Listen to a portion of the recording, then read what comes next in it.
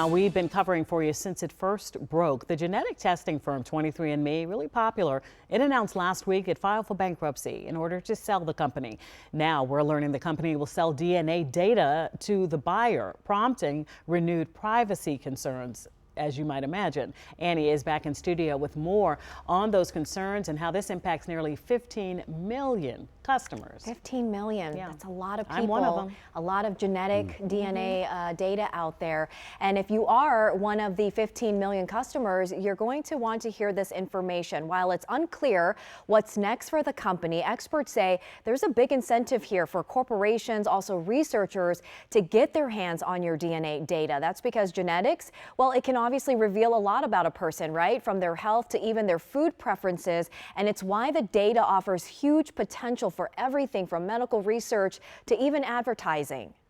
What that means as far as how it impacts your life and your pocketbook is that you could end up getting charged more for insurance coverage, or in some cases you could even be flat out denied coverage based on your genetics, which is not okay.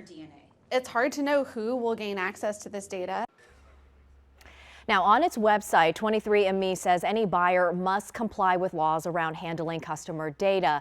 But just to shed some light here, we talked about 15 million users. Since filing for bankruptcy and sparking privacy concerns, Americans took this warning very seriously. They wanted to delete their data. I can tell you on March 24th alone, that's the day of the bankruptcy announcement, the company's website, they saw a 526% traffic surge.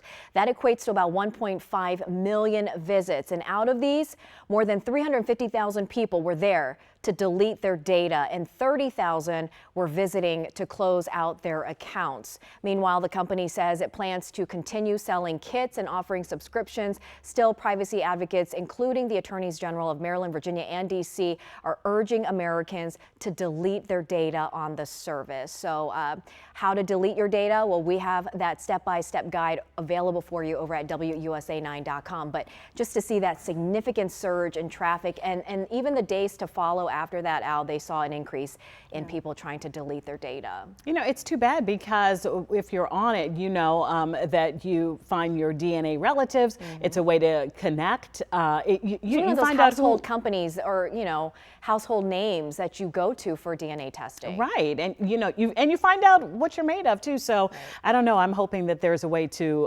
store all of that old-fashioned style on some paper in a file at my house. So I'll be doing that, though. Annie, thank you. Great advice.